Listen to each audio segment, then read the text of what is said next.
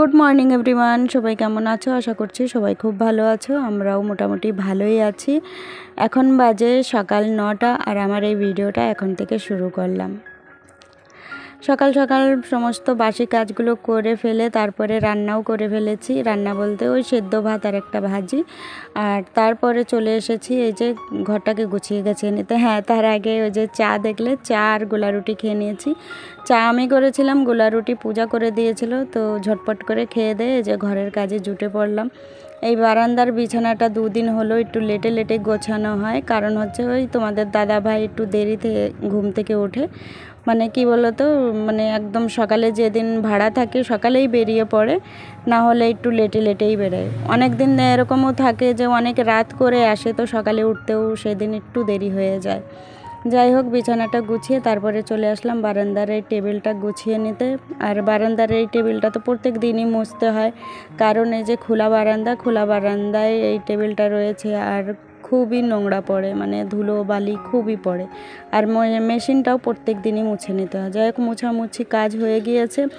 এবার এই যে গাছ থেকে তোমাদের দাদাভাই একটা কাঁঠাল পেড়ে দিয়েছে, যেটাকে ইঁচড়ও বলে, তো এটাই নিয়ে এসেছি। আজকে এটাই রান্না করব। দিন আজকে শনিবার, আর এমনিতেও আমাদের তো এই সময়টা নিরামিষ খাওয়া দাওয়া চলছে, পেঁয়াজ রসুন ছাড়াই সমস্ত কিছু খাওয়া দাওয়া চলবে কয়েকদিন। তো আজকে ইঁচড়টাই রান্না করব পুরো নিরামিষভাবে।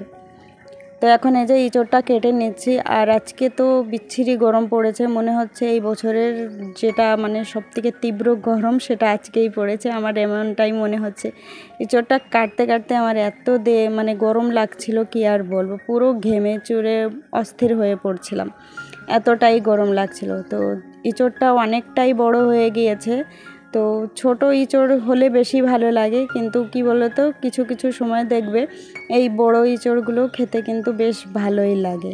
এক এক সময়ের এক এক স্বাদ থাকে, দেখবে যখন বীজ হয় না তখন এক টেস্ট মনে হয়, তারপর একটু বড় হলে তার আলাদা টেস্ট। আর এই যে এখন যেটা মানে বীজটা একটু শক্ত হয়ে গিয়েছে, এখন দেখবে একটু আলাদা টেস্ট। তো আজকে তেল মশলা দিয়ে রান্না করব না, কারণ আমাদের রাত্রি যার বেশ কয়েকদিন শরীরটা ভালো যাচ্ছে না। আর মাঝে জ্বর ওর ছেড়ে দিয়েছিল, ওই যে বলেছিলাম না যে ওর টাইফয়েড জ্বর ধরা পড়েছে। 5-6 দিন কিন্তু একদমই জ্বর ছিল না, পুরো নর্মাল ছিল, খুবই ভালো ছিল। আমরা ভেবেছিলাম পুরো ঠিক হয়ে গিয়েছে, কিন্তু না, দেখছি মানে কাল থেকে ফিরে হালকা হালকা জ্বর। আর আজ তো মানে জ্বরের ইটা এত বেড়ে গিয়েছে, কি আর বলবো, খুব টেনশনে আছি। আর এখানকার ডাক্তার কি বলতো, যেগুলো ভালো ডাক্তার ওনারা সপ্তাহে সপ্তাহে আসেন, তো ওই জায়গাটা সমস্যা হয়ে যায়। প্রত্যেক দিন যদি বসতেন তাহলে কিন্তু এত টেনশন থাকে না। তারপরে এই যে ইঁচড়টা রান্না বসিয়ে দিয়েছি, জিরে ফোড়ন দিয়ে একটা আলু কেটে রেখেছিলাম, সেই আলুটা ভেজে তার মধ্যে এই যে ইঁচড়গুলো দিয়ে দিচ্ছি। আর এমনিও আমি মশলা দিয়ে রান্না করলেও ইঁচড় কোনো দিন সেদ্ধ করি না, আজকে একদম সিম্পলভাবেই রান্না করব। তো মাঝে মধ্যে এমন ইঁচড়ও রান্না করে আমরা খাই। অনেক সময় থাকে খুব তেল মশলা দিয়েও রান্না করি, অনেক সময় থাকে মিডিয়াম তেল মশলা দিয়ে রান্না করি, আর অনেক সময় থাকে এই যে আজকে যেমনটা রান্না করছি এমনটাও করি। প্রত্যেক রান্নার কিন্তু টেস্ট আলাদা আলাদা হয়, আর এই যে সিম্পলভাবে যেটা রান্না করেছি এটার টেস্টও একদম আলাদা।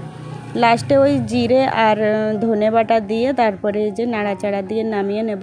একটু চালের গুঁড়ি দিলে আরও ভালো হয়, একটু ঘন্ট ঘন্ট টাইপের হয়ে যায় খেতে, কিন্তু এটাও খারাপ হয় না, বেশ ভালোই লাগে। তো আজকে আমি এই ইঁচড় আর ভাতই রান্না করেছি, পূজা রান্না করেছে ছোলার ডাল। তো ওই দিয়েই আমাদের খাওয়া দাওয়া হয়ে গিয়েছে। তারপর এই যে রান্নাঘরটাকে মুছে নিচ্ছি একটু সুন্দর করে, খাওয়া দাওয়া করতে করতে একটু দেরি হয়ে গিয়েছিল আমাদের। আর আজকে বাইরে মানে গরম তো পড়ছেই, কিন্তু থেকে থেকে মেঘলা মেঘলা ভাবও মনে হচ্ছে, তাই দেখো মনে হচ্ছে যে একটু সন্ধ্যা সন্ধ্যা লেগে এসেছে। দুপুরের পর আর ক্যামেরা অন করা হয়নি, কারণ আজকে আমাদের রাত্রে যার এত জ্বর, মানে কি আর বলবো, পুরো গা মনে হচ্ছে আগুনে পুড়ছে, এমনটা গরম ছিল। তো যতক্ষণ ওষুধের অ্যাকশন থাকছে ততক্ষণ জ্বর কমে যাচ্ছে, তারপর জানা তাই হয়ে যাচ্ছে। তো বারে বারে ওই জলপটি দেওয়া হচ্ছে। এতক্ষণ পূজার ঘরে ছিল, এখন আমার ঘরে এসেছে। এক জায়গায় থাকতে থাকতে মানে কেমন যেন লাগে না, তো ঘরটা একটু চেঞ্জ করে করে থাকছে।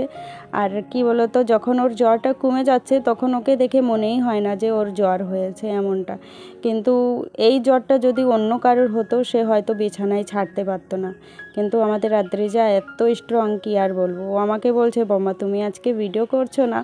তাই তো ক্যামেরাটা অন করলাম, ভাবলাম তাই তো, আজকে তো কিছুই শ্যুট করা হয়নি, চলো একটু শ্যুট করে নিই, তারপর ভিডিওটা আমি বন্ধ করে দেব। কারণ সত্যি ভালো লাগছে না, মেয়েটার জ্বর যতক্ষণ না পুরোপুরি ঠিক হচ্ছে একদমই ভালো লাগছে না। এখানে আমার জন্যে, আদ্রিজার জন্যে আর পূজার জন্যে চা করেছি, আর ভিডিওটাও এখানে শেষ করছি। চলো বন্ধুরা, কালকে দেখা হবে।